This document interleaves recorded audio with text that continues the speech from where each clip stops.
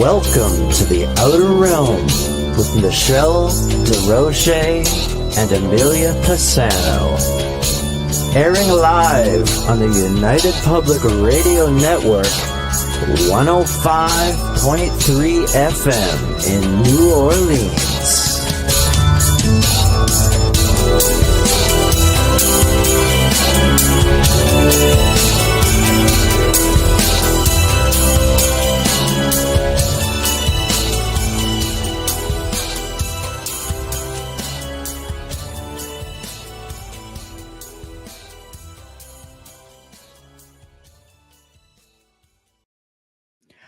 Good evening, everyone. Welcome to the Wednesday night segment of The Outer Realm. We are broadcasting live in the United Public Radio Network, 105.3 FM, 107.7 FM from beautiful New Orleans.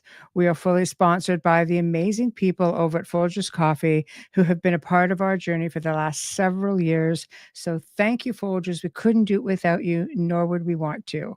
Also, big thank you to Justin Snicker, aka Dr. Snick, the Sonic Surgeon, for the contribution of his time, his music, and his voice for the intro you just heard. He's an award-winning composer of Halloween, horror, sci-fi, and dark wave electronic music, which can be found on all of your favorite music streaming platforms. Also, Steve McGinnis, the artist behind our logos here at the show. Check him out on Facebook and Instagram. Also specializes in the horror and Halloween genre, but does phenomenal commission pieces of any sort. So tonight, a little surprise. Oh, ba ba ba ba! I don't think I'm Look who made it! Yeah, you forgot about me.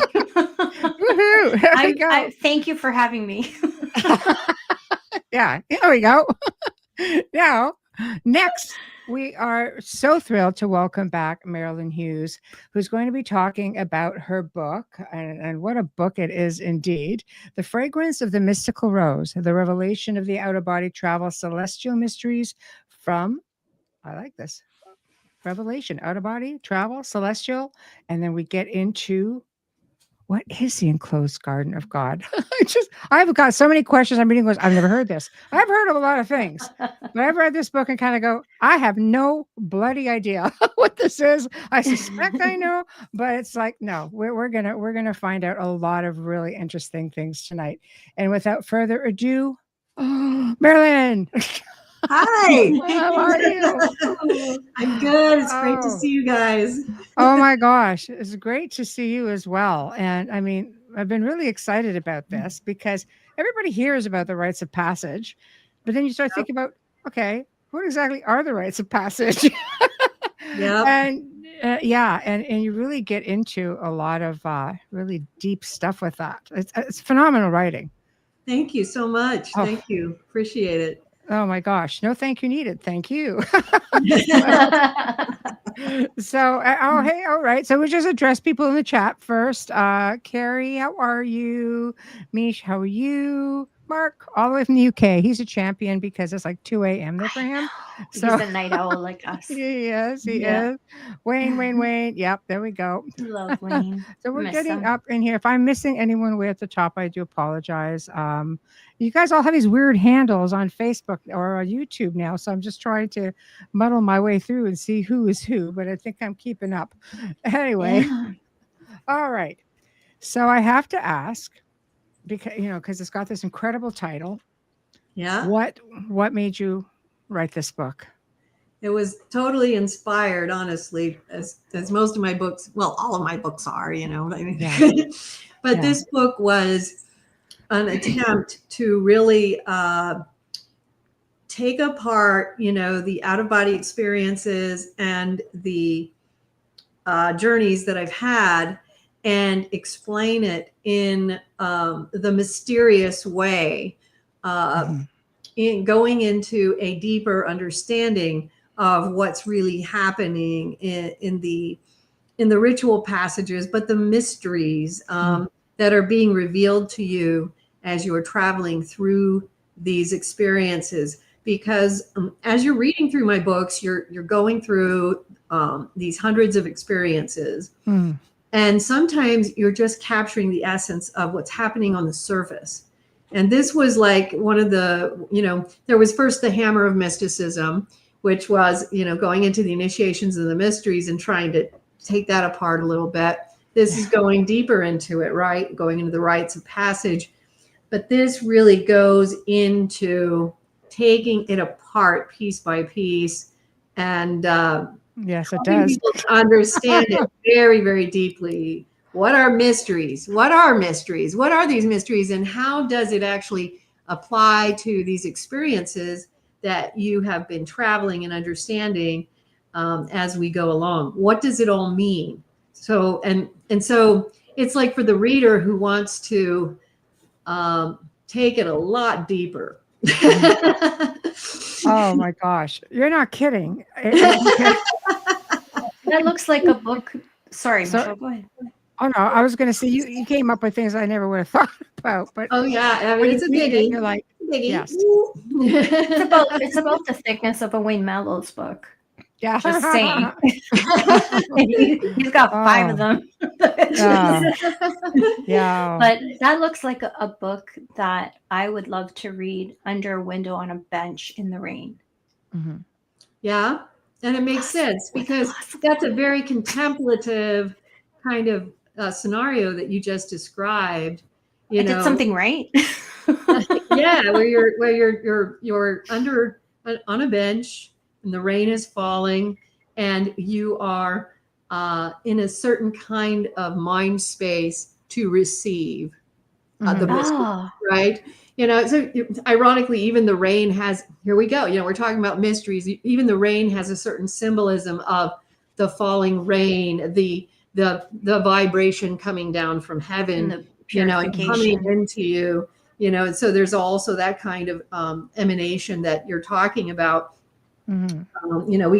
We can take everything, and that's kind of what this is, the fragrance of the mystical rose, about how everything has this deeper meaning that many of us are missing in our day-to-day life. But the out-of-body experience has a much deeper meaning that is being missed by so many. Mysticism is being missed on so many levels that it's very important. It's very important because the mysteries that are held within the mystical experience, within the out-of-body travel experience, are actually these keys, right?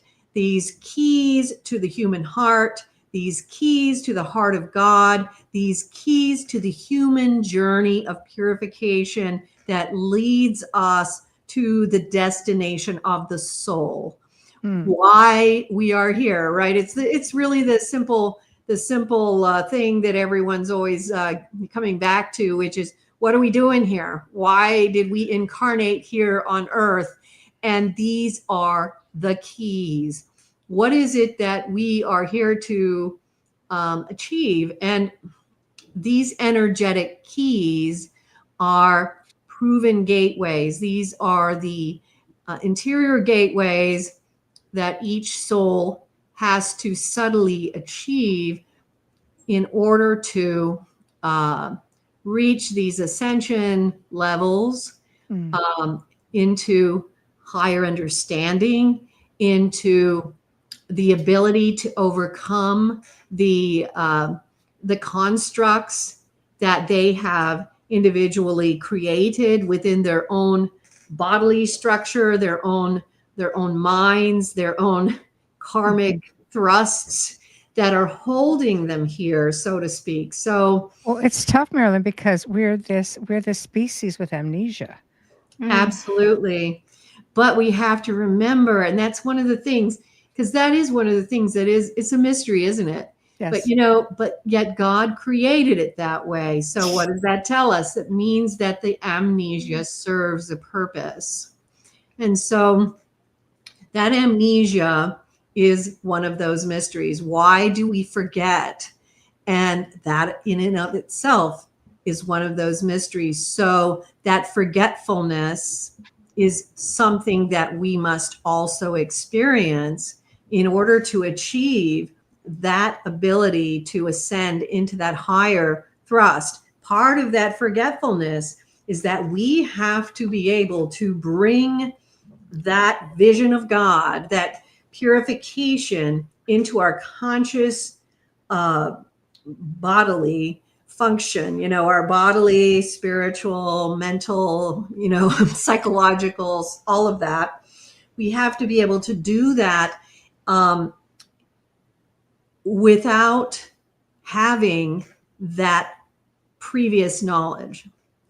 I think I graduated that part now. Can I do something else? I need to buy this book. I forget everything. Yeah.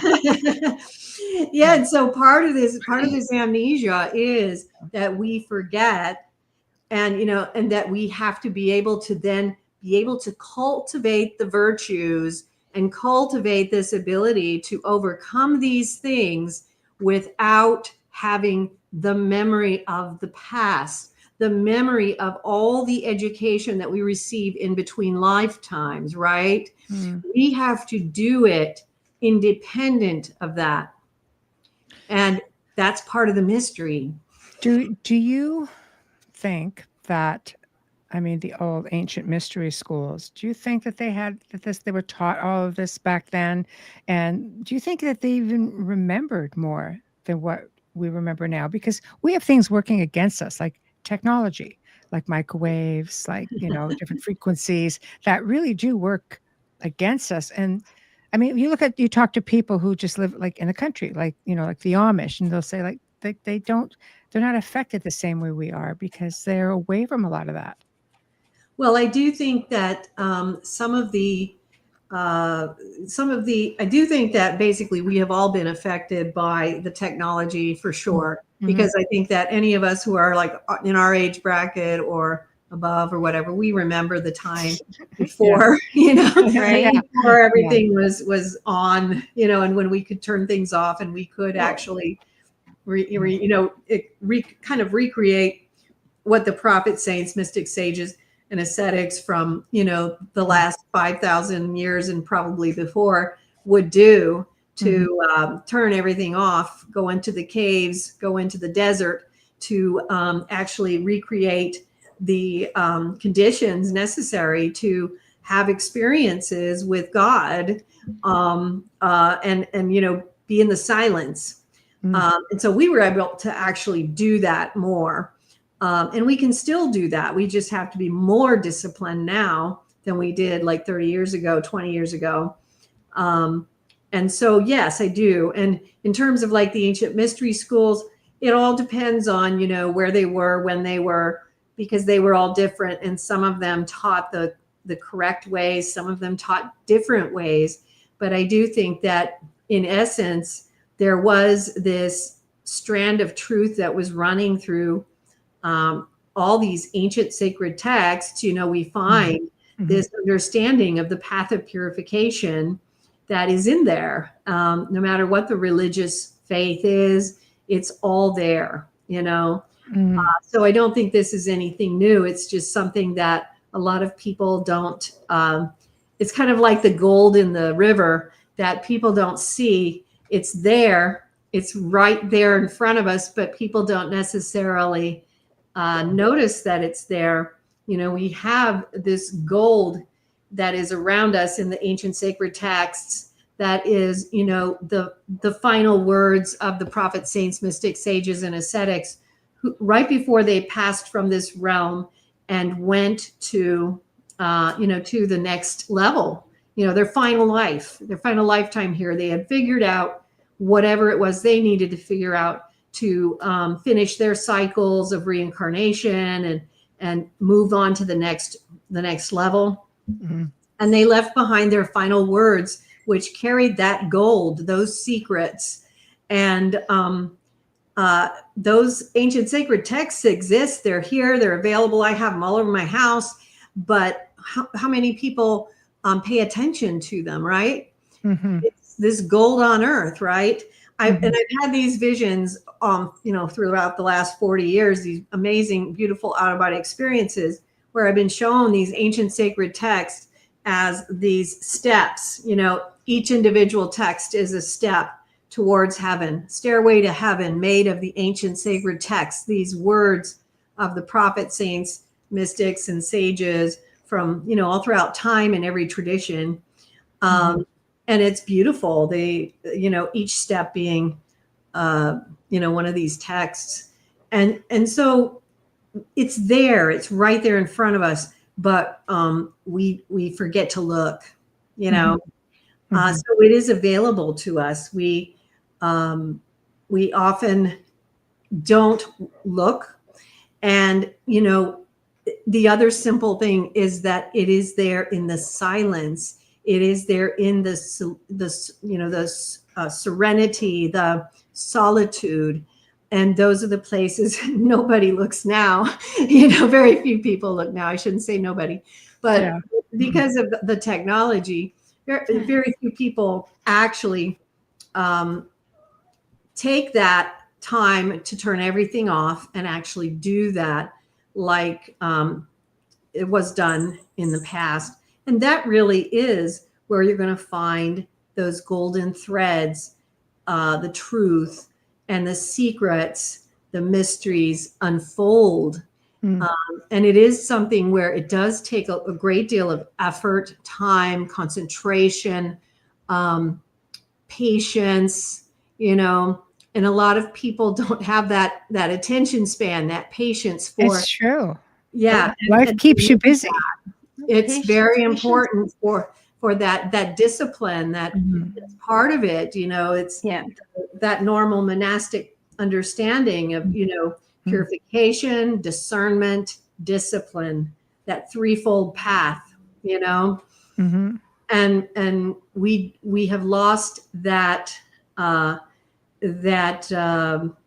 attention span for that, but that is what is required. It's not something where, you're just going to, pull it out of a box and it's just going to be there. You have to put in the effort. You do have to put in the time, and you do have to be patient and diligent and do those things in order for that to emerge. I think patience is a practice. It is a practice. I don't have it. And Michelle will say, you have so much patience to crochet. I'm like, no, I don't. If you could it's a practice, because my father always told me I was impatient, but I was happiest outdoors when I was a kid. And I think a lot of that is missing when people say they're spiritual, they're not religious. And I'm trying to have a conversation with someone who is 30 years younger than me. Right. And it's hard because they don't know what it's like to be unplugged, and that we were grounding constantly, unknowing. Yes.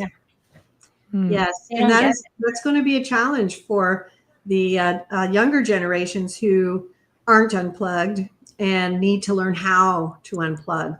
Absolutely. Yeah, like the millennials were never unplugged. Yes.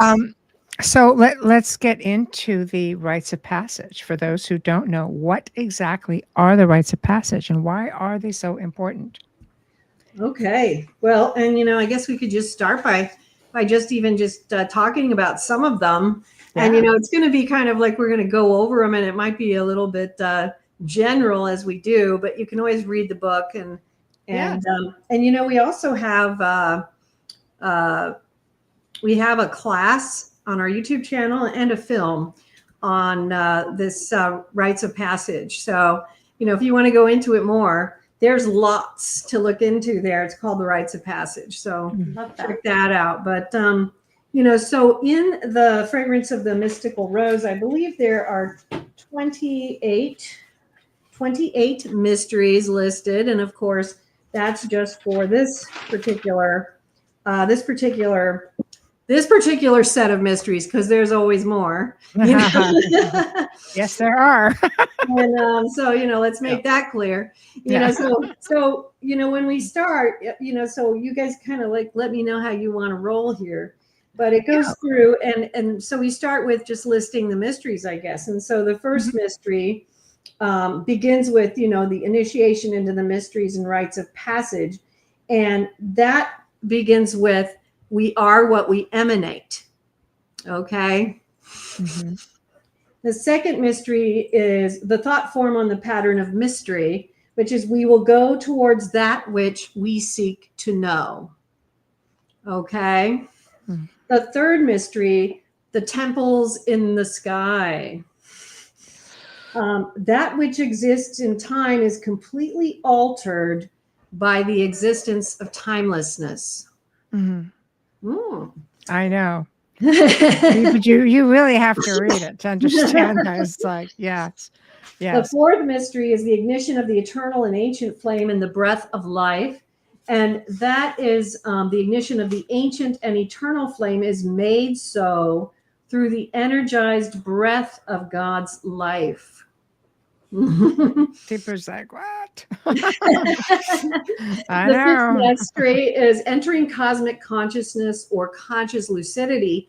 The purpose of those energies which descend from God into the soul is that they become silent emanations. Okay. And the sixth mystery, initiation into the way of life or death. Choosing life as your new soul configuration and energetic emanation. Okay. The seventh mystery, rites of the crucifixion and the mechanism of mercy. The intake of the power of transformative suffering so that the path of light and sound may arise within the energetic signature of the soul. So frequency. Yes. Yes. And just another thing just to throw out there so people know that there are other fun things that they can also utilize. I've started producing this film series and you can watch it on the YouTube channel called All the Winds of Heaven. And I'm starting into the mysteries right now. So you can follow that and you'll see some of these mysteries unfold through that film series as it continues to get released, as I'm producing them on the YouTube channel, which is at the Out of Body Travel Foundation on YouTube. So the eighth mystery, pyramidal initiations. A lot of these mysteries and things that you're initiated in do happen on the, in the Egyptian pyramids. And so, but that's part of it. So the Book of the Eights, which has to do with the Book of the Immortals and the Book of Life and mystery corridors to transcend the seven realms of the physical world and to achieve the eight, the immortal, and to receive permanent inscription into the Book of Life. Okay. Yeah, I got a lot of questions about magic, but you just keep going. We'll come back to them. You tell me what you want to ask. Okay, the ninth mystery, the here, there, and the always. I'm about to produce. That's a big one. Yeah. Yes. Yeah. I'm about to do that one. That one's a fun one. Yeah. Okay, to attain to the ability to receive the knowledge of the energetic truth which lies behind every action, interaction, or object and person. The 10th mystery, cycles of time, to become capable of rendering endpoints to karmic cycles of time into birth points. Okay, and the 11th mystery, the Star of Bethlehem. Oh, the memories. Okay. To take within the cells of the spirit and body that which becomes birth itself, the messianic potential. The 12th mystery, the 7 levels of heaven. To contain the knowledge and travel the 7 heavenly spheres at will to bring that which is above to that which is below. As above, the so entrance below. Of the Shekinah spirit. Yeah. The 13th mystery, the Thunder Tribe and the Great Day of Purification.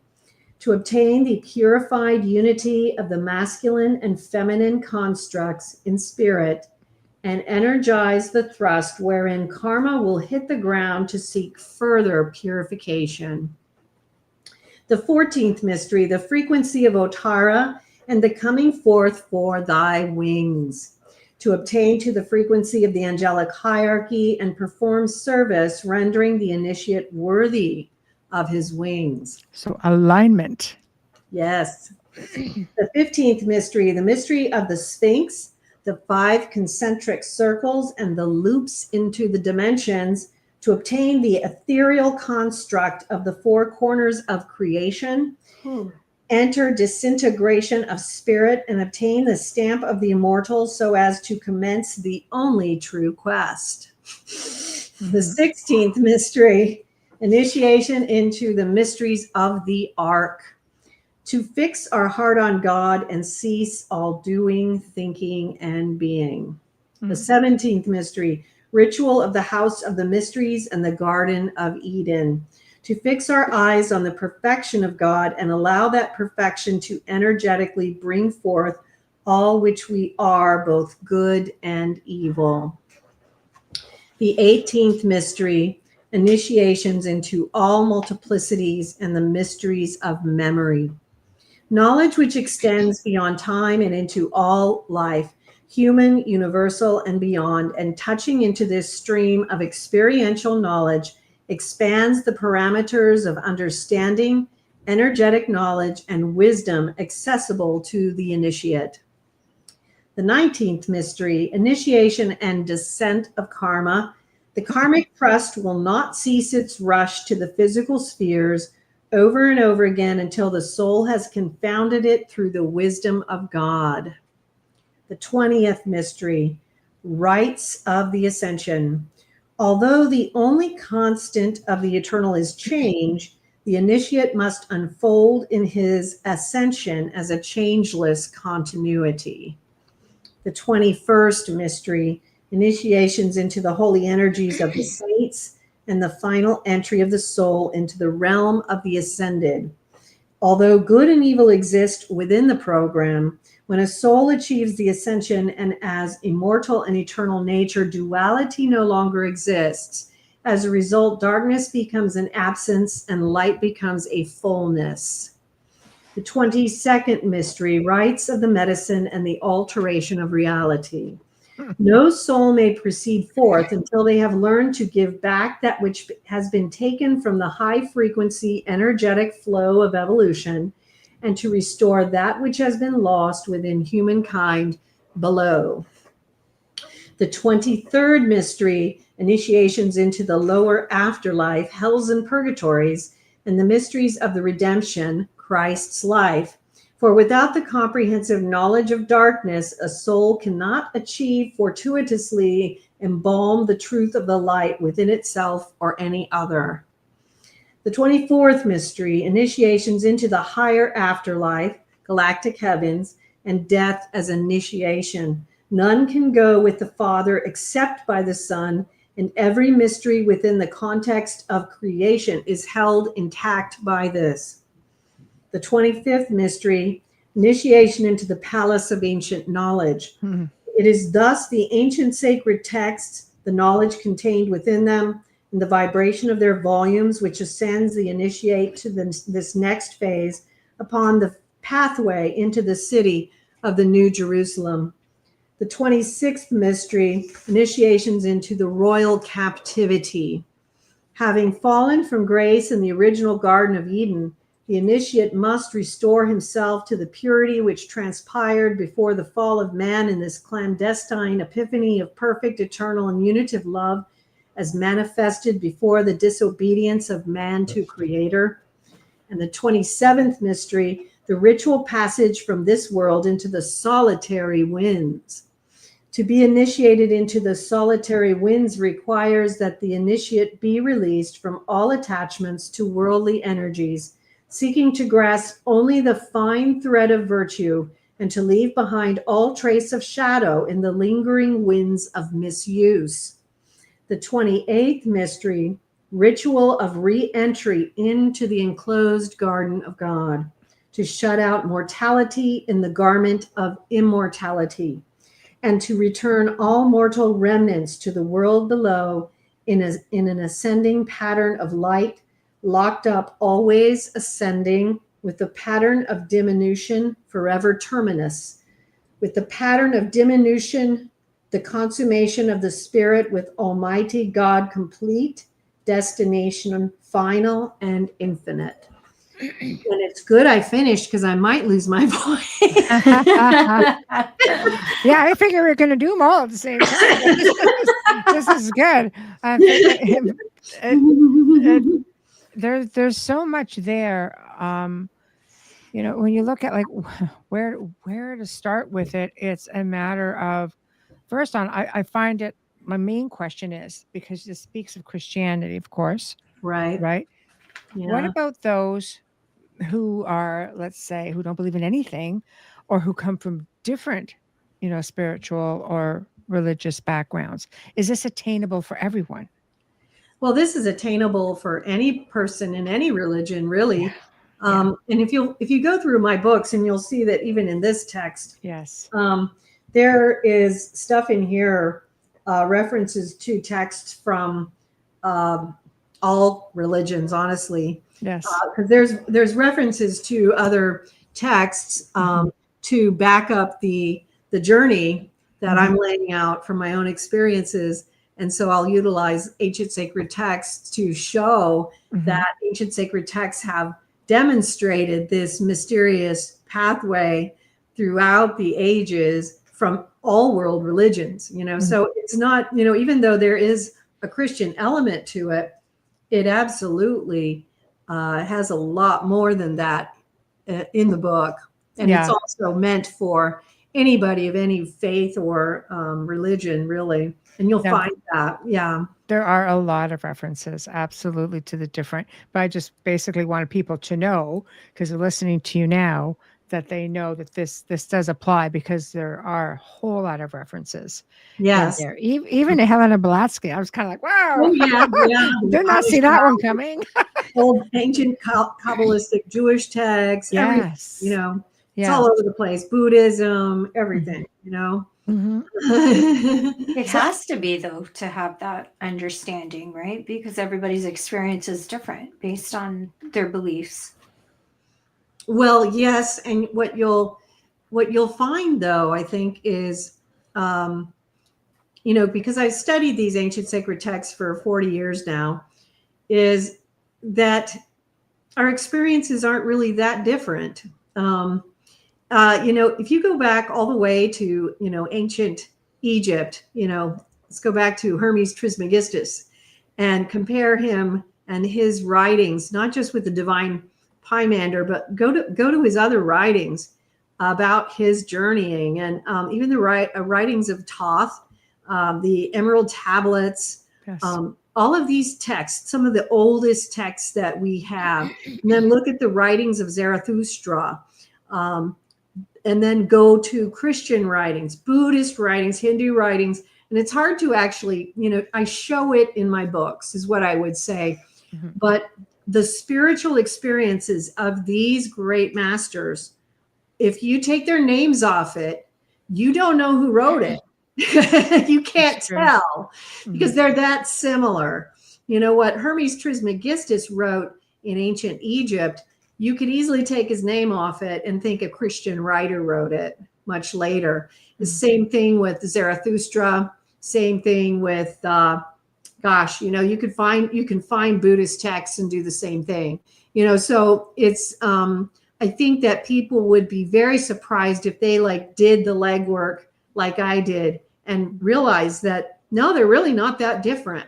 And I think in part, one of the purposes that I do serve, and I've kind of been told that, is, uniting the East and the West. But it's also, I think over time, what I've realized is it's that I'm giving people who are not going to have the time, like I've been given, to do all that legwork, to put together all the different books that I've put together, so that people can see these things without having to do all the legwork, because I put it together in shorter pieces where they can actually see it and not have to, scour through, my 5,000 book, library of ancient sacred texts. I've done it for them, and they can take one book and say, wow, look at that. Okay, I get it. I see what she's talking about. And, and then people who want to do the legwork can certainly do that.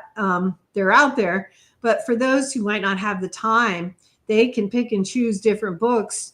I have a whole bunch of books in the world religion section that have different, comparative analyses of ancient sacred texts on different subjects, different religious subjects. And people can do just the comparison between different religions and what they say. on a one subject. You know what I mean? And Mhm. and I think what I've discovered over these 40 years is that it's not that different. They actually are much closer than people think. Now, yes, there are differences. So let me say that, yeah, there are differences. Doctrines are different. But when you actually go to the mystics meet on a lot of different points. And in fact, the mystics, I think, are the unifying force. And that's because the mystics are meeting the same God, the same universal being, that they're going into the same place.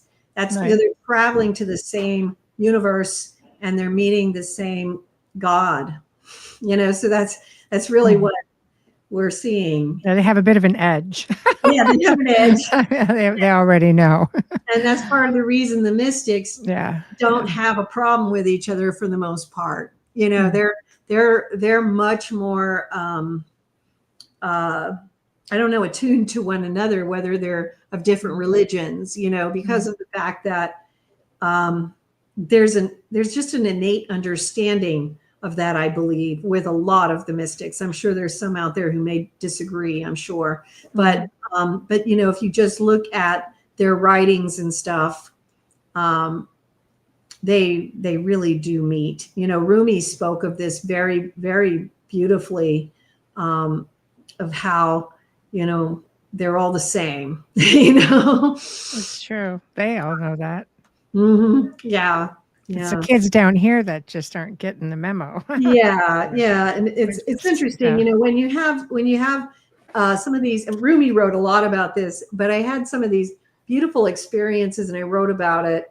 There are certain experiences that you'll have these, fascinating and beautiful and profound out-of-body experiences where, when you're on Earth, things can seem like they contradict each other on the ground, right?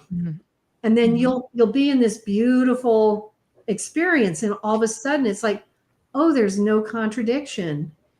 Up here in this higher vibrational environment, it doesn't contradict, and it makes sense, but it only makes sense in this frequency, and it only doesn't contradict up here. But down here, and that's hard for us to understand as human beings because we operate at a lower frequency, right?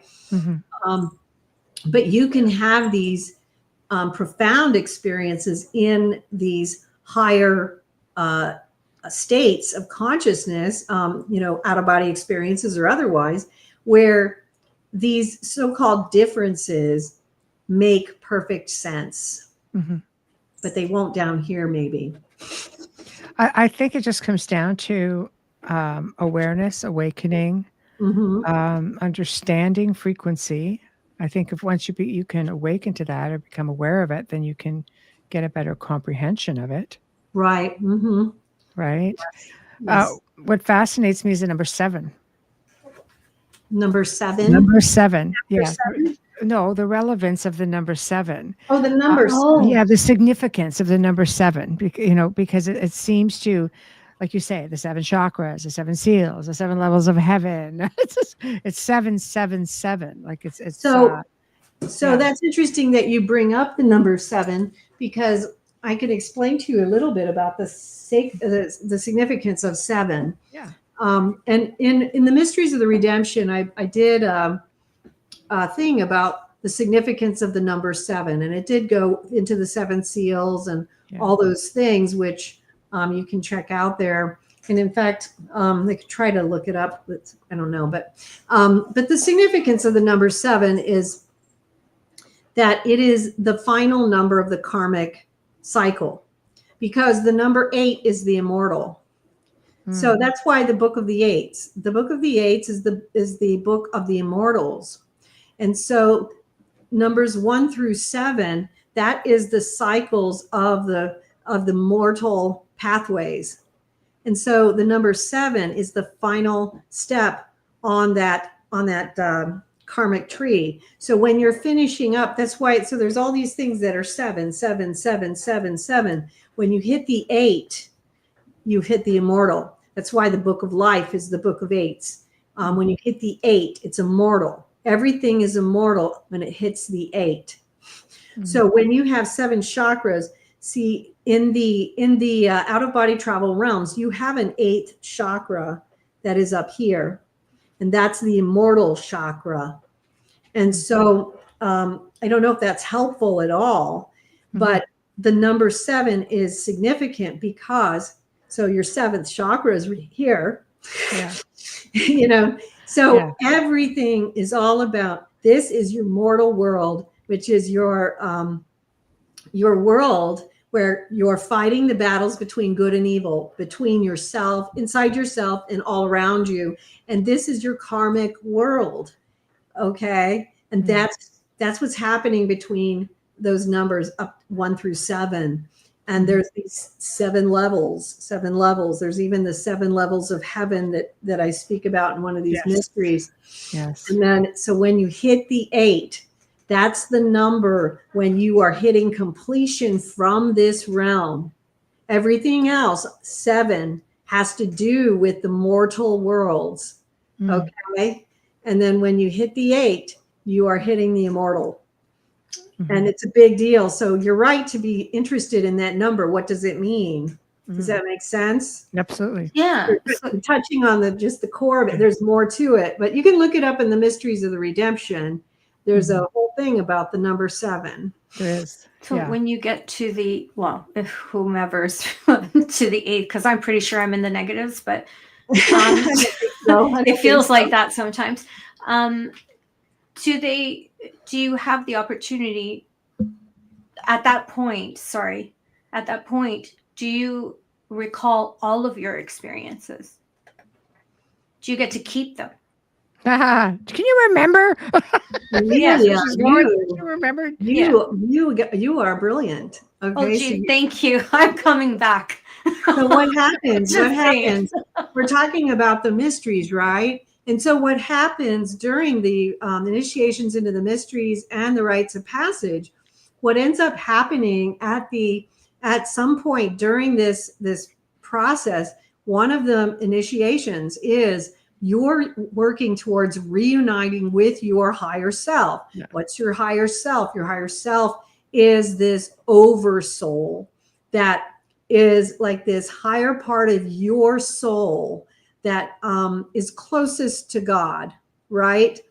And this higher self of yours guardians all of those offshoots of your soul, which means to look at your higher self stands at the top of like a triangle, and all of your personalities are all these offshoots that shoot into the triangle, which is your multiplicities, which is your personalities. Does that make some kind of sense? Absolutely.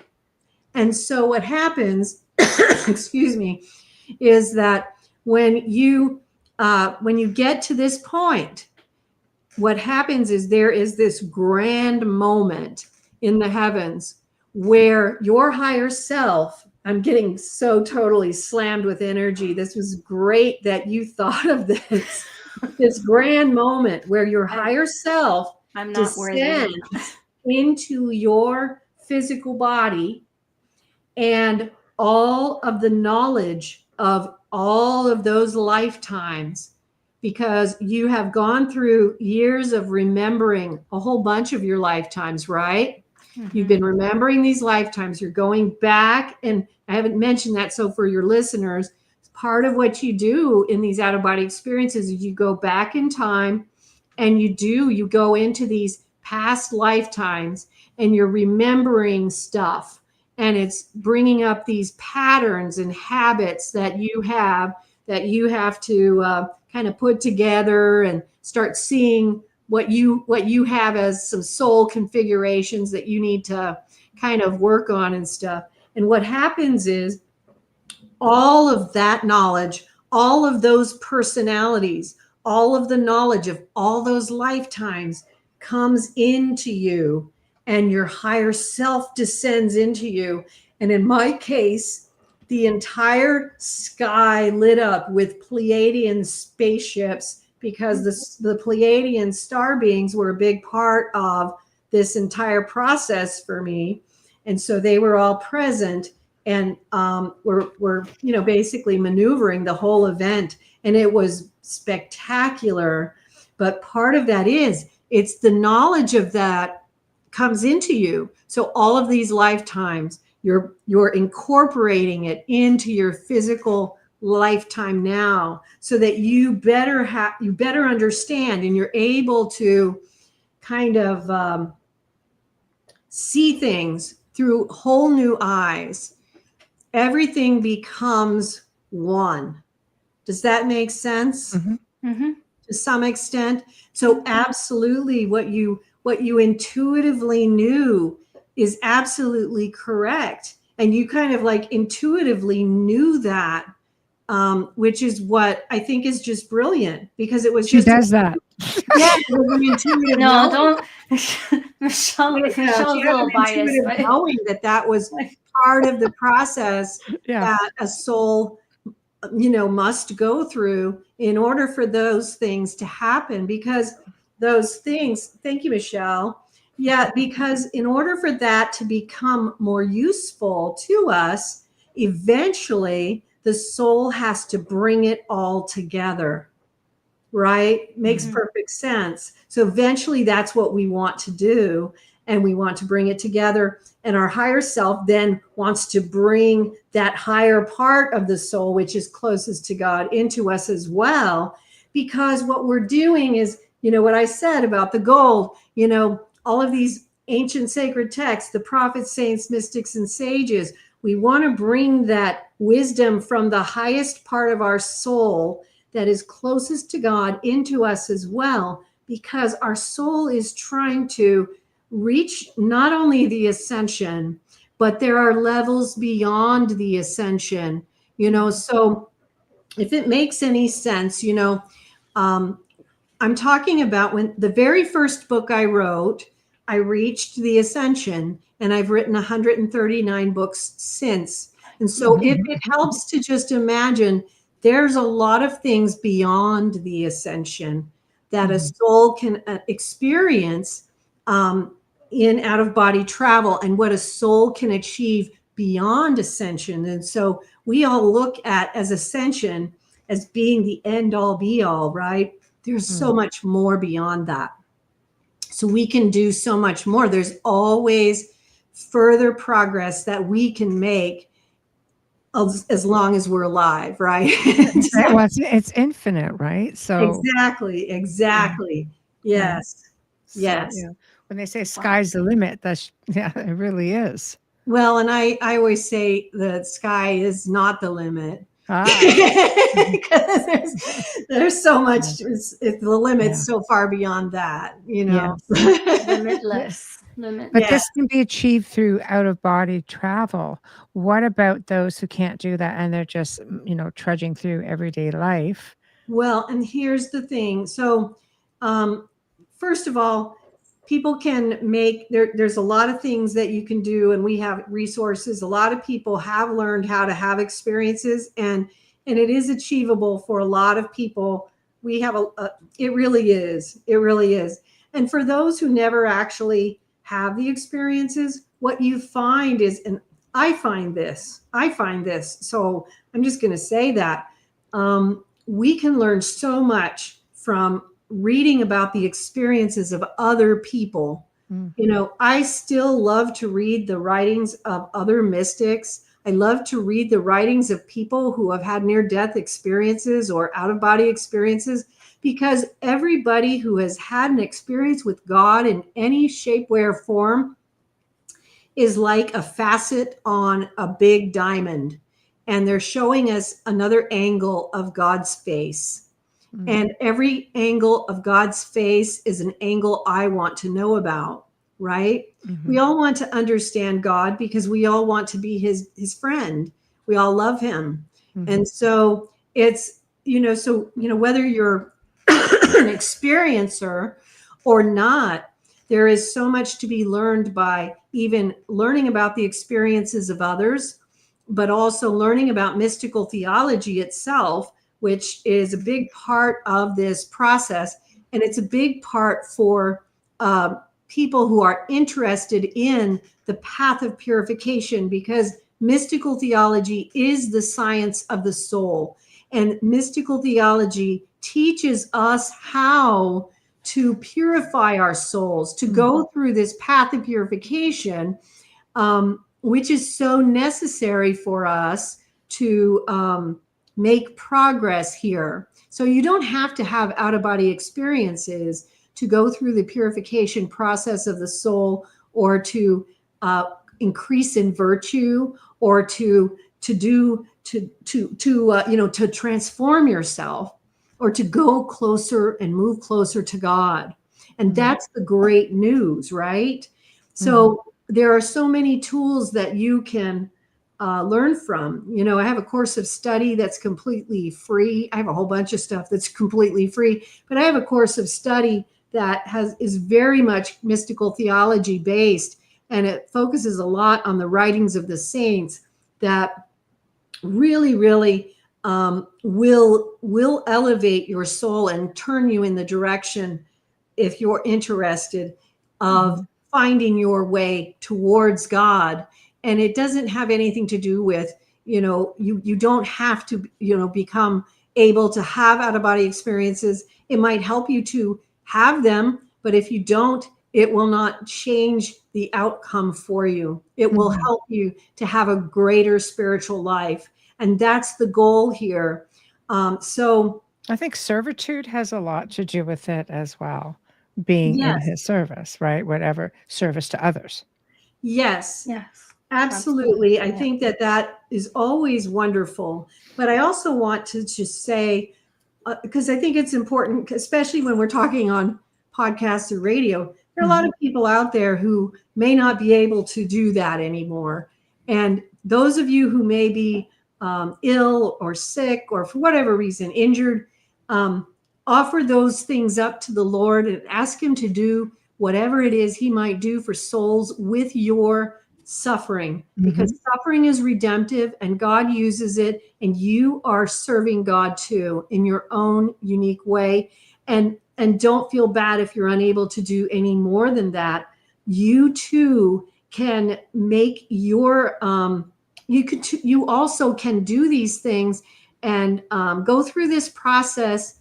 Study mystical theology if you want to, study out-of-body travel, do these things and see if it enhances your life. Everyone can benefit from it. And I think that's it's for everyone, right? Yes, absolutely. You always find a way, even if it's just with a thought, with a prayer, with well wishes, with a smile. It doesn't really take.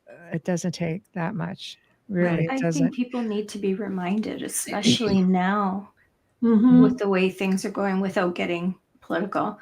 For me, it's always been the teachings and the life of St. Pio for me. But I love him. I do as well. I can't live up to half of the stuff that he wrote about, but me neither, but I love him. I do love him. And I really pull him in a lot, and I love his story, because it's like he was chosen. He knew and understood it from such a young age. But lived in your time as well. And because you're very connected that way. I love that. Yeah, and I am very blessed that I actually have a nun offered years ago, about 10, 15 years ago. She went to San Giovanni and brought me the letters. I have the 3 volumes that you can't buy them anywhere. No. And I have them, and I can, those are like prized possessions of mine. They were so filled with spiritual wisdom that is true gold. I just have his book, Man of Hope, and every now and then I'll pick it up to go through it when I'm struggling. Can I show you? Oh, I would love to see it, but don't tell the Vatican. I'll show you. Yes, I got it right here. but it's just astonishing. Hold I- on, kids. Yeah, I I'm love. so lucky that I Yeah. had this opportunity to get these. These are Very These are fortunate. his writings that, and I don't know why they haven't made these available yet. I just don't understand it. But these are his letters to his spiritual children right here. These are his letters to Raphaelina, who was one of his favorite spiritual daughters. This is his letters back and forth from his spiritual directors to him. So Yeah. it's amazing. Man Amazing. of Hope covers some of his letters, but mostly his journals. Okay. And Yeah. it tells his story and his perspective. And it's beautiful. First, for those of us that cannot have those books, it's a great, if you're interested in knowing more about him. I'll probably want to book. get my hands on that. It first came out in Italian, and then they translated it because I had bought it for a friend of mine in Italian. Are you in San Giovanni Rotondo now, or you were at one time in your life, but maybe not now? Me?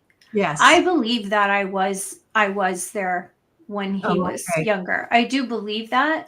Actually, my brother-in-law is from San Giovanni di Rotondo, and his last name is Rotondo.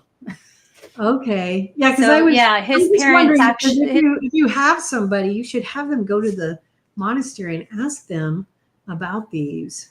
Well, Because they have them there, I think. I don't know if they still do, but they did, But these are that's where they got them anyway. Yeah, I'll see. Well, his sister moved out of there to Sicily, but Okay. yeah, there's just something about him. I feel like anyone who has read his life, and perhaps because, again, like Michelle said, he's newer, he's closer to our lifetime. And, I know that my brother-in-law, John, like his parents have seen him do mass. I know my mother was a huge follower of his. And yeah, he struggled. And yes, he did. He lived an interesting life and a very, and if you don't feel like reading, you can just look up the film. You can watch it. Oh, they did some excellent films. I have all of them. Yeah. They're on YouTube some as beautiful well. experiences with Padre Pio too. Yeah. And so I feel very close to him. I had a few experiences where he was known for being very blunt with people, and he did not hold back with me in some of my experiences with him. No, nor I. Nope. And so he, in one of my experiences, he was meeting with a group of souls who were in a line, he was giving them spiritual direction. And so I was like, oh, it'll be fine, coming up. And I come up towards him, and he's like, well, your spiritual practices are all right, I guess, but you really need to do a lot more. And he did have the blood, but he still has the sarcasm. But I think it's also a cultural thing because they are very much that way in Italy. Well, he was very blunt, but his bluntness was, he was blunt because he kind of needed to be, And then another time I was very excited because he was very happy when I had published a couple of books that I had written, and I was surprised because he told me he was very happy I got those done, and one was Forgotten Mystics and one was Comparative Religious Mysticism. But he, the experience that was the most spectacular was he came to me and he was with two other priests, and they took me, it started on earth, and they showed me these they were cards, and there were the 54 steps. He showed me these, and they were going from earth to heaven. And he showed me that there were 54 steps during the Holy Mass that went from earth to heaven. And it was like one of these experiences where I realized I better not speak because it is totally not appropriate. And he was like in front of me, and I followed him up as we went through the 54 steps of the Holy Mass, and then up in the heavens. we entered into this cave, which would be, the cave of the resurrection. And then the three priests were there, and Padre Pio held up the host, and the host came to life, and it was so amazing. And I was like, oh my God, I wanted to say something so bad, and I was like, oh, I better not speak, because the moment was so holy, and I'll never forget it. It was like one of the most. I even painted it because it was so holy. My painting is not very good, but Neither's mine. Neither's mine, and that's disgusting because my family built Pisa and they were painters as well. So like I can't draw to save my life, but yeah, it skipped a few generations. Well, that's amazing. So they built Pisa, huh? Wow, that's amazing. Yeah, 2 generations, 100 years apart. Wow. Crazy. But anyways, you're here for your story.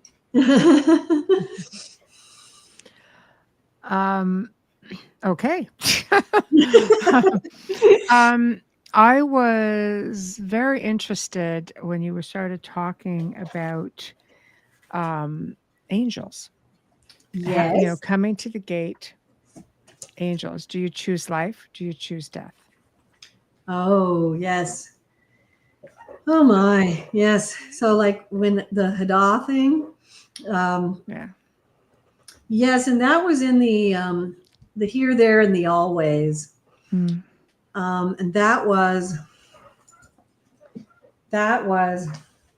Well, I'll just try to go by memory on that one. Well, I mean, angels stand before the gates of life and death. Good and evil awaits the initiate's arrival. So do you choose life or do you choose death? Because there are consequences of both, right? Right. And so like, what happens, and it happens like more than once, it'll happen repeatedly in the out-of-body travel experiences and in our spiritual journeys. Choosing life is moving towards light. Choosing death is going towards darkness. Choosing life is choosing the movement, and choosing death is stagnancy.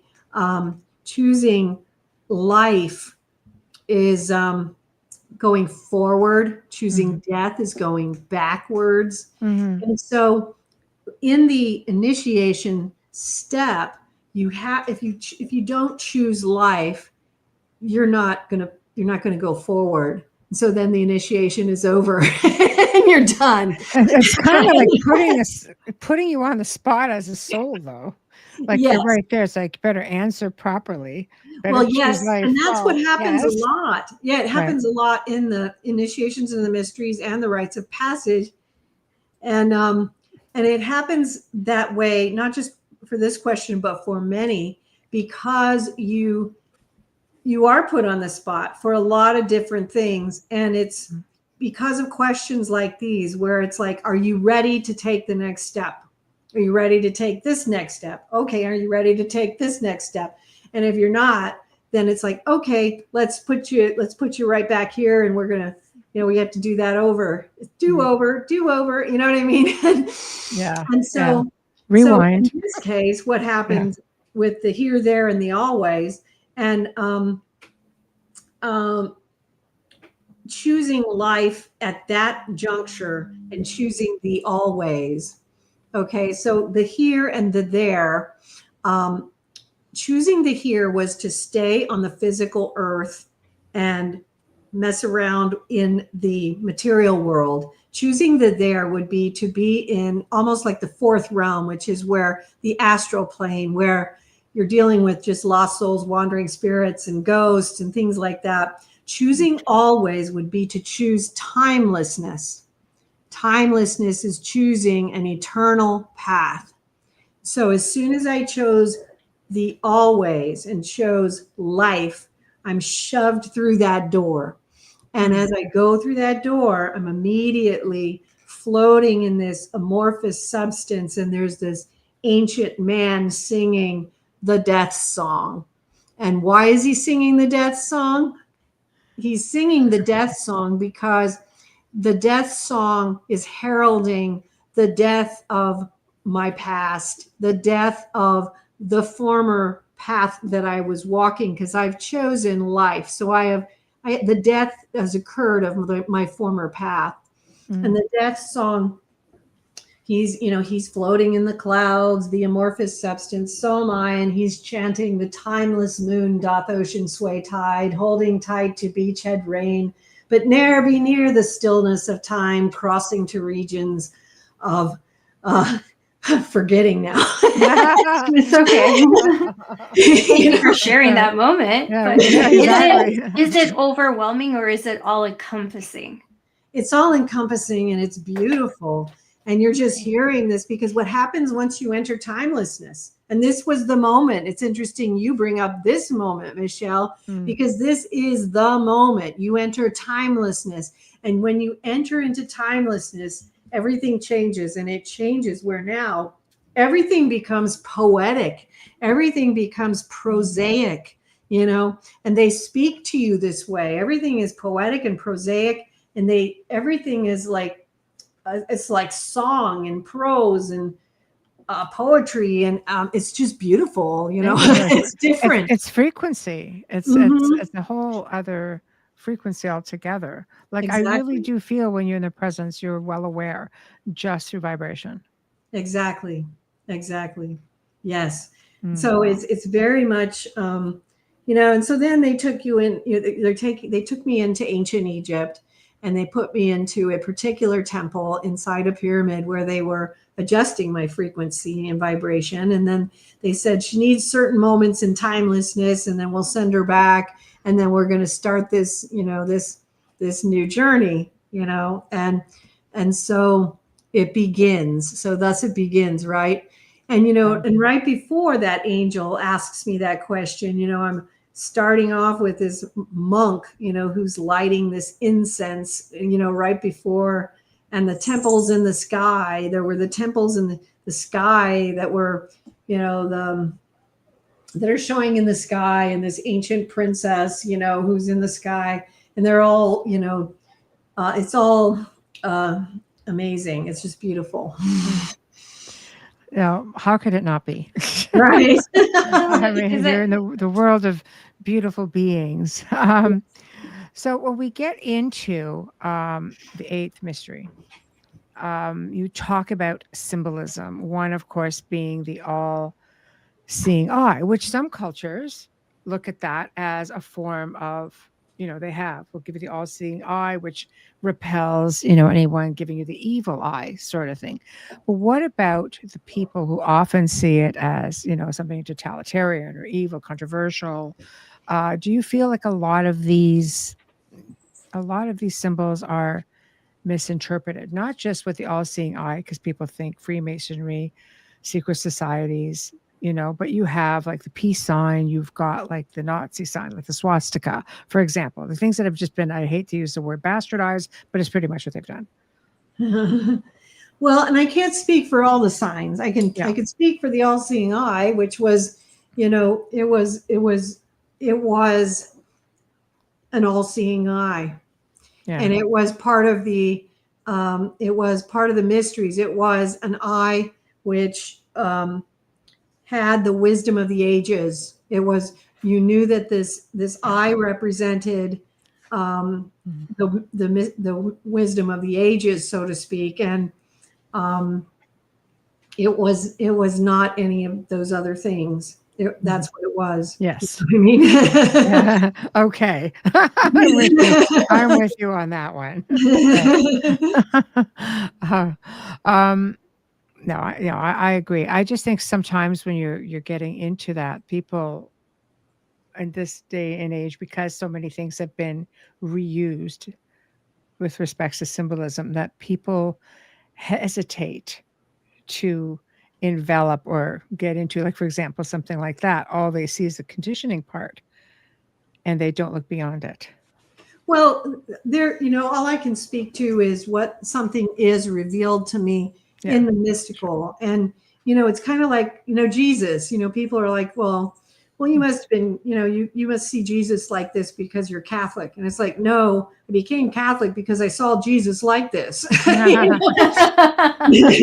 I'm stealing that one. Although I was never given a choice. I was just thrown in the Catholic Church, but well, yeah, I was a convert, and and ironically, I was a convert because of what I was shown and what I saw, and what I saw was that Jesus was who he said he was, and it was like, oh, okay, well, all right.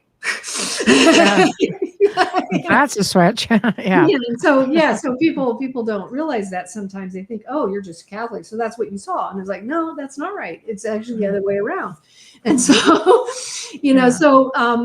so like with the all-seeing eye, with a lot of things that I saw, whether it was the Sphinx, it's like, okay, well, no, this is what I saw. And so, when I write what I write, I just share what I've seen and what it meant in the experiences that I had.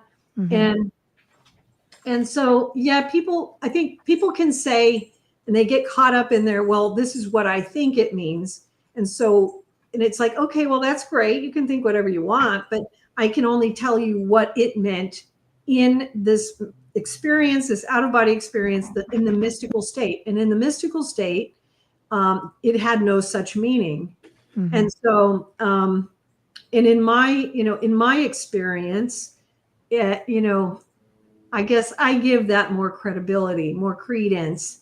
And yes, things have been used or possibly even experienced by others in, I'm sure there's been other people who have experienced certain things in a different way. So there's that, but I can't speak for that. I can only, but there was no question that the all-seeing eye, in my experiences, and I had more than one, I had a lot of them. So that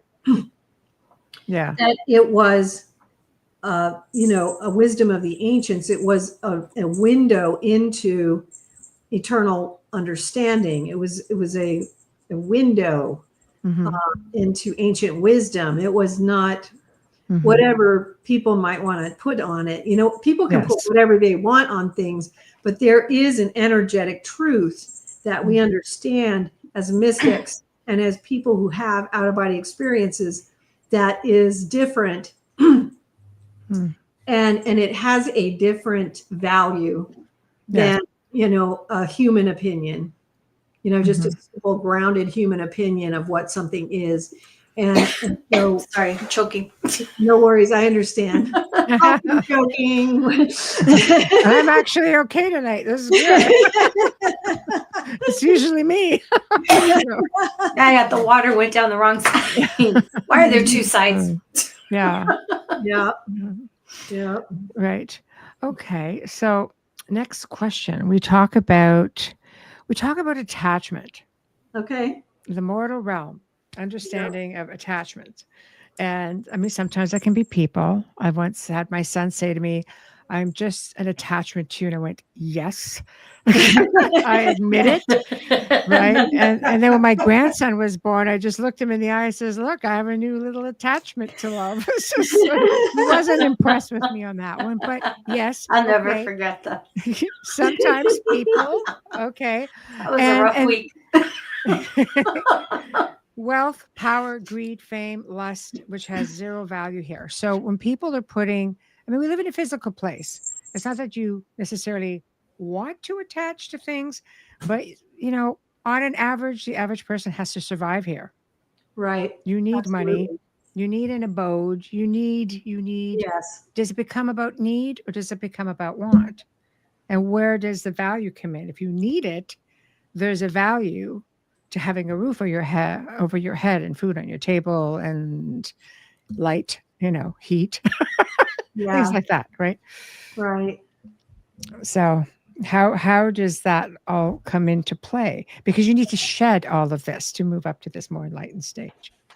Well, actually, I think that's a misunderstanding of what the attachments are, because the attachments have more to do with attachments to unnecessary things. Right. So, are necessary. We are physical beings. Yes. And God knows that. He created us that way. And while we're on that subject, While we're on it, let's throw do it out it. there. I'm just going to throw it out there for anyone. I'm who's playing wondering. devil's advocate, pardon the pun.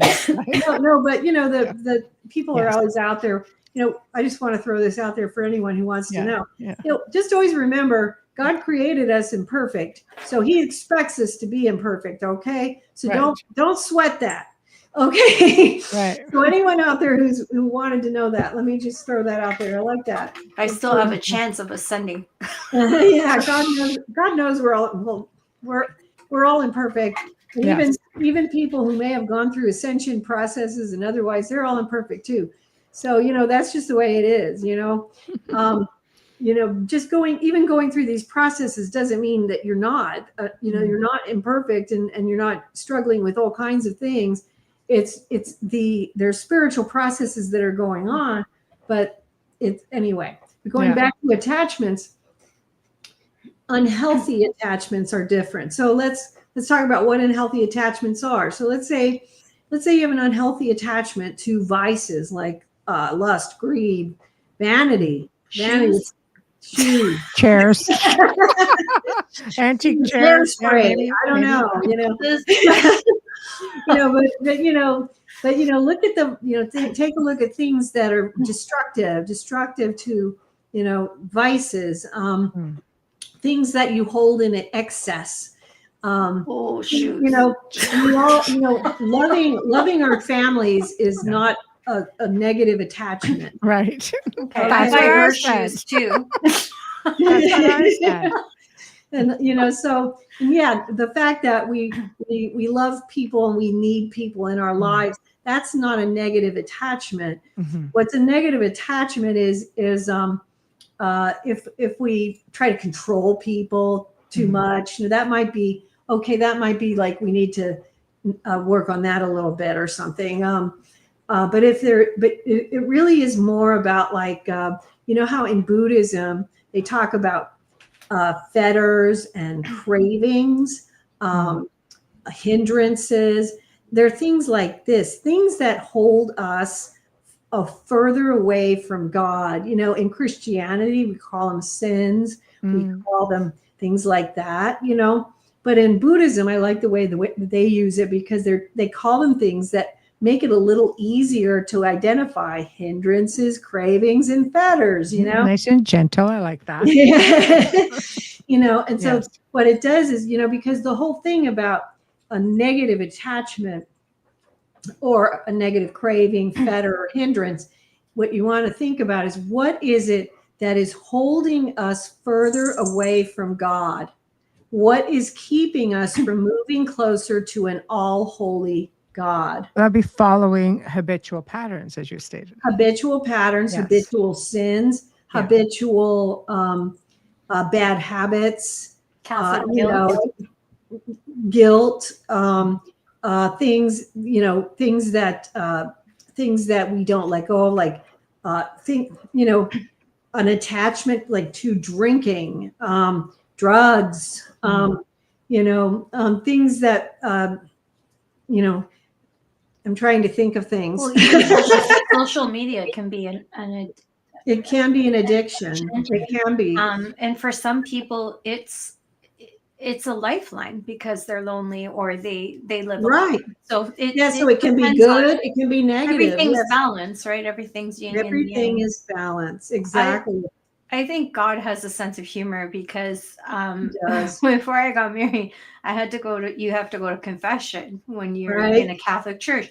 And I hadn't been since probably my confirmation. So it was 10 years. My priest that I had was new to the church. So I know it's off topic, but this is so funny. He was hard of hearing. And I know God has a bloody sense of humor because I have to yell when people are outside that door. And then he called me around the screen at the front. So anyways, that's like, I thought it was hilarious. But for anyone who was raised Catholic, you get me with the confession thing because I hated that. Well, I have a funny one on that one too. We used to have a priest who didn't speak English. everyone wanted to go to confession to him. Oh, that Because is he didn't hilarious. understand anything you A said. sense of humor. We Yeah, just sat there and- he would just absolve you. Didn't know what you talked Yeah. about, so people were always going to him for confession. Yeah. It's But funny. if you're not absolved and you don't, okay, that's going in a different direction. We'll But do he that. would absolve everybody, but he didn't know what they were talking about. So they liked that. I wish I had been. Oh my gosh. Yeah, so that's funny. But I guess going back to it's what you were saying. It's all about balance, really. And so attachments to things, like, so if we are attached to our vices, attached to our stuff, you know what I mean, or we're attached to having more than we need. So Wayne is attached to his chairs. No, Wayne no, is no. worried He's about talking. you. No, he's that's me. referring He's to talking someone about- else. Yeah. I knew it We was covered coming. that, Wayne. We covered that already. But that's because he's the one that's carrying them in and out of storage. That's why, but they are beautiful chairs. And I love what Michelle says when she finds a piece and she'll share a picture with me. She always says, it pulls me, it brings me back to a different life. And I don't think that's an issue. Oh, I don't know that is, I mean, all of us are drawn to different things, in terms of like putting stuff in our home, right? Is that what we're Comfort talking and about? peace. Yeah, for me, it was this need, especially at the time, to surround myself from. I know it was from another life. I know it was from another time, and I found comfort, and somehow I felt like having that sort of energy around me. I felt like I was there. You know, like I felt that connection. So it must have reached out across, the ether or time, where I just felt comforted somehow by being within some of the space of, as you can see, even in my surroundings, the antiques. idea. Well, you might have been processing something from that time frame. Yes. That was, at that period of time, and that was helping you to process it. Possibly. So sometimes, For the last 25 years. Well, I've actually gotten rid of quite a bit of it. So I must have gotten I'm teasing her because I love her. Well, some people are collectors, and that's also okay. You know what I mean? Yeah. But it's time period for you. Right. Yeah. I mean, I have ancient sacred texts. So, I mean, we all have our things, right? Yeah. Yes. Yeah. So I've got things. I love that went by so fast. I think it was Phil. Hi, Phil. It's going to take some purging. Let's put it that way. But I think it's beautiful that, like, I love the stuff that you pick up that finds you. I want to say it finds you. I always say if it finds me, then I don't feel as guilty. Yeah. But you shouldn't feel guilty because it's comforting you. I don't know but it sounds good. That's not it? resonating with me as something you should probably feel guilty about. But no, not at all. I'm not there, so I don't know. But it's people. There are people who are collectors, and and I don't. We're all different. We all do different things, and there's nothing wrong with being a collector. We all serve different purposes, and I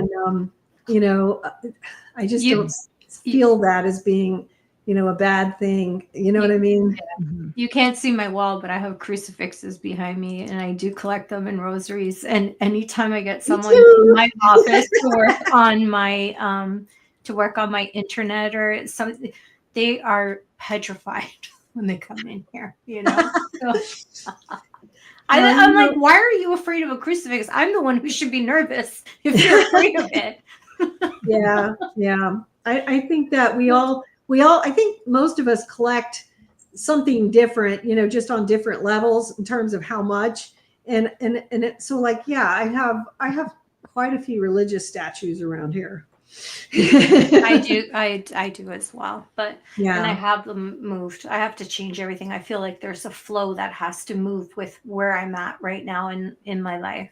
Yeah. I have one in the back. I have a one. friend who has a crystal skull, Phil. Yeah, I do. And this one again found me. I did a show on Crystal Skulls, and it said it will call to you. You'll know it when you see it. And Yeah. it did. And it was just very unusual looking. And Yeah. it was like, you're my little skull person. Yeah. Crystal There you skull go. person. There you Yeah. go. It really does. It really does. These things really do. Energetically speaking, again, vibration, frequency, everything that you've talked about tonight. Yes. Yes. It was very it was a very enlightening segment. I enjoyed the book. Did It you? just left me with more questions, of course. But I mean, we'd have to probably at some point do a second half to it or something, because there is just so much more. I was extremely curious, just while we have a bit of time left, to getting into the levels of purgatory. Sure. And lower levels. So do you want to Okay. finish off there, just to be totally undecember like? But yeah, I want to do it. Sure. Yeah. Yeah. What are you interested in knowing about that? I just think, when you are getting through, there's the whole karmic thing, right? But then why do you have to get into the initiations of lower afterlife, hells and purgatories? I mean, to me, it feels like we're living in purgatory. But and I understand the whole knowledge of darkness, because you have to have the balancing and the yang, as above so below. I work in shadow work, I work in light work. I can balance those very easily. But why, when you go over it, you have to know about purgatory and hell? Because I don't want to go to either one of those. I only want to know about the things I'm going to go to, hopefully. Well, the good news is that I don't necessarily think that everybody has to go into those, Right. Because I don't think it's necessarily everybody's calling to go into those. It's definitely was mine. And so I don't necessarily think everybody has to go into them. I think I was called to go into them, and part of it might be just to kind of, make other people aware of it and how they work and how they operate. And, for just the general idea for people, we go where we're compatible. So, after we cross over, there's an infinite number of heavenly realms. There's an infinite number of purgatorial realms, an infinite number of hellish realms. And wherever our soul might be at death, we resonate to where we're compatible.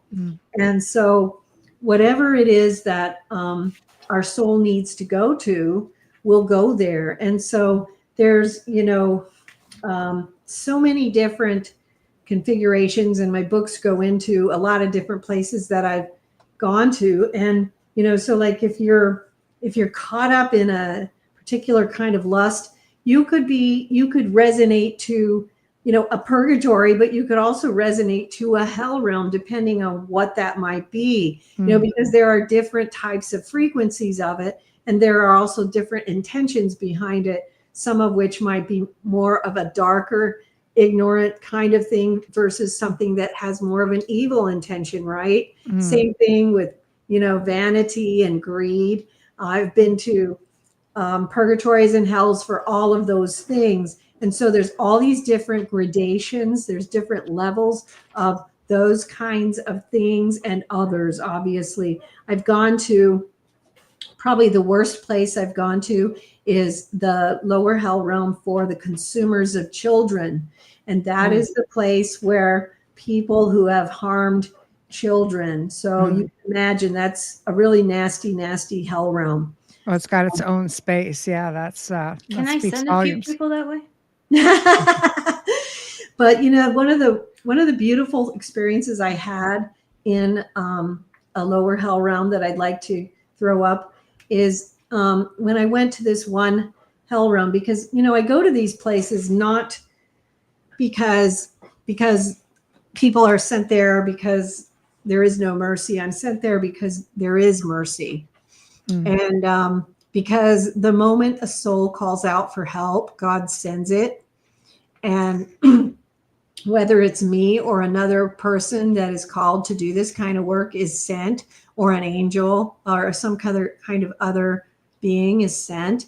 And so literally, just like that, split second, just like you hear in the near-death experiences of people who have gone into a dark place after they've died, and the moment they call out to God or to Christ, Christ either shows up or God shows up, and immediately they are given assistance.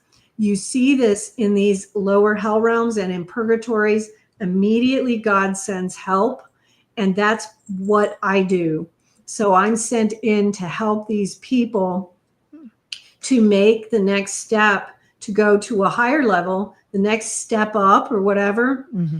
And I remember this one experience that I'll never forget. I was in a very deep level of hell, and there was this soul who was in there, and I was very concerned about that soul, and I was on the ground weeping for this soul. And this angel came up towards me.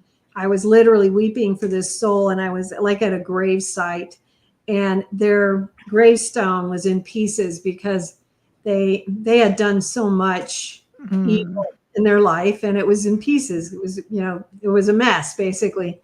And I was trying to put the pieces together of the gravestone, because it kind of represented the state of their soul. The angel comes up to me, and I was just weeping. And the angel said to me, "We worry much about those we've lost, who have sinned much, but God has not forgotten them. God has not forgotten them."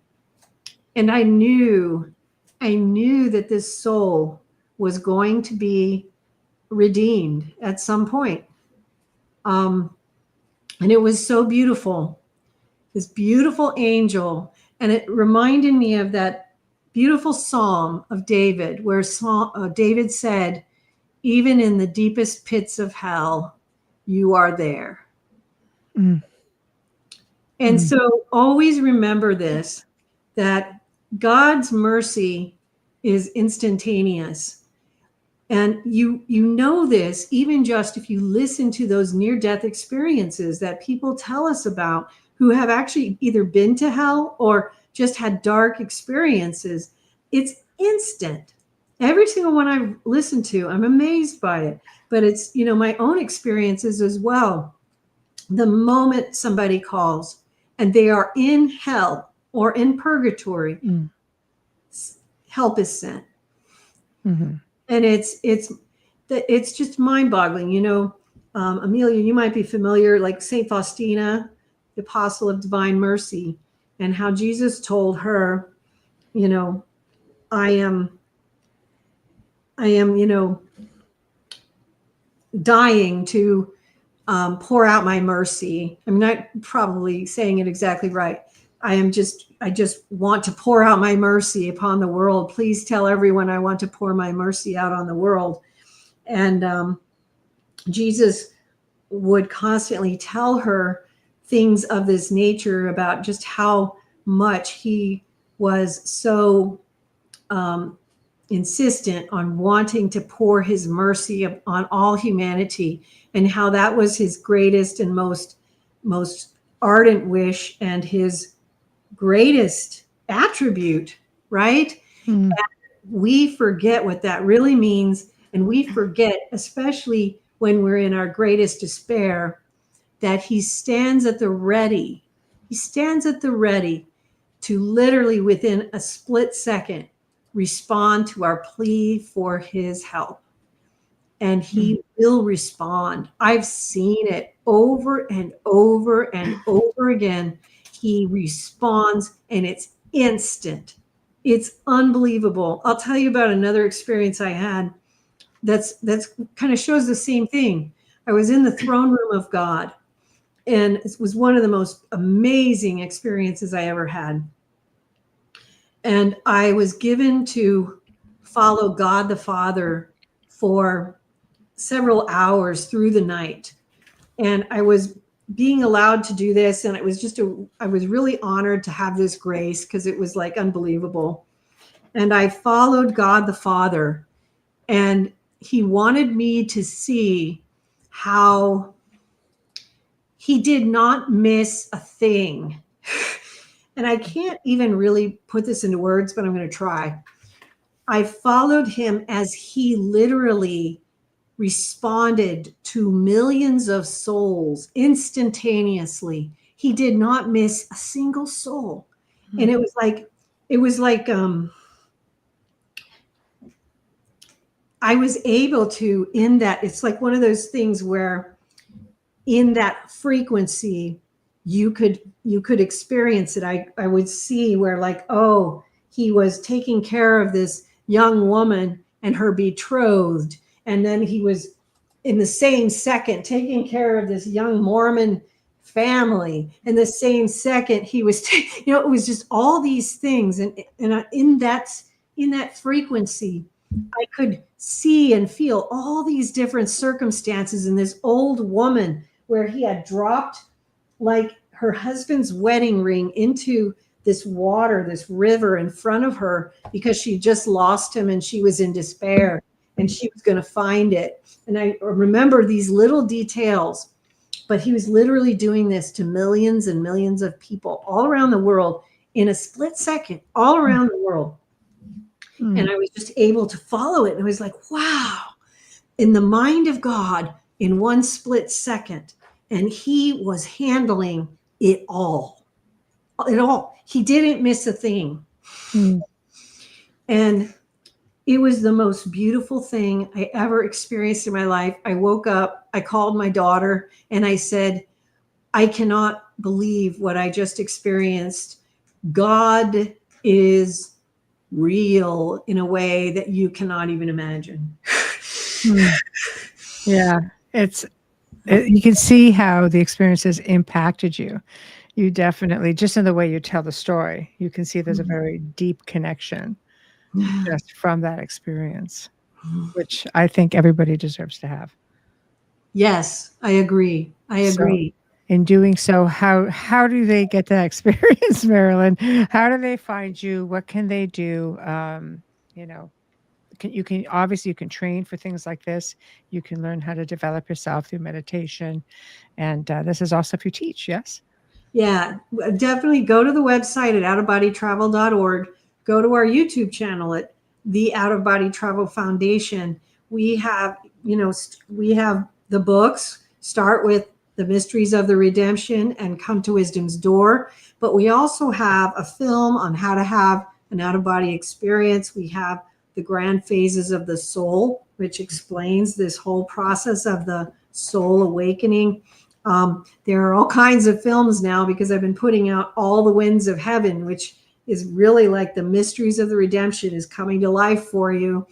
And so there's all kinds of things there. And you can always email me at Marilynn Hughes, which is 2 N's, at outofbodytravel.org with any questions, even if it's just, where do I start? We do have a new readers spot on the website. If you want, all the new people, all new readers' recommendations are there. So nice. We have lots of resources. Well, it's been, as always, incredible.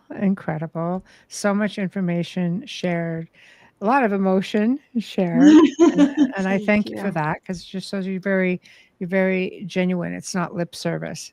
This is your experiences that you're sharing, and you can see you're very passionate about it. And the amount of, how many books did you say you had? 140. I released just for everyone to know, I released a 28 book series at the beginning of the year, complete out-of-body travel guides. It's 28 volume. Yeah. Wow. It has all kinds of things in there. On mystical theology and astral projection, one of my new faves, and lots of things on, psychic development and all kinds of stuff on reincarnation, different things that you can check out that, things that, all kinds of things that can help you, get to where you're trying to get. Yeah. Well, I love it. And I thank you, and everybody's chiming in. Everyone loves you. Oh, thank you so much. One more thing. Yeah. Everything is free to download. So everything is free to download at the website. So just so you know, go there and have yourself a good old time. Wow. There you go. And the website has been put up, and you guys, you're all in for some spoilage. Absolutely. Well, thank you for joining you. us tonight. Thank you, and I'm already so looking- glad to see you, Amelia. It's my honor, honestly. It's my honor and privilege. Thank you And so much. and obviously you too, Michelle, but glad to see Amelia's feeling good tonight. Yeah. I'm so glad I'm here. Thank you. Oh, me I'm too. already looking forward to the next segment. Me too. Anyway, for everyone in chat, thank you guys all for just being awesome as always. Thank you guys for promoting the show and just, putting it all over the place, all over social media. We appreciate you so very much for that. Tomorrow night, Maxim Furyk returns to discuss his book, UFOs and the Esoteric Connection, the Altered State of UFOlogy.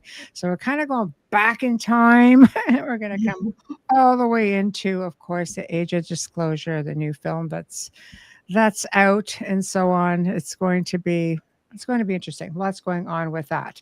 But until then, I thank you all. And I thank you, Marilynn. And Bubbles, you. always great to see you. Thank you for having me. So Thank you for loving me. all right, everyone. Good night, and we shall see you tomorrow evening, same time, same station. Good night.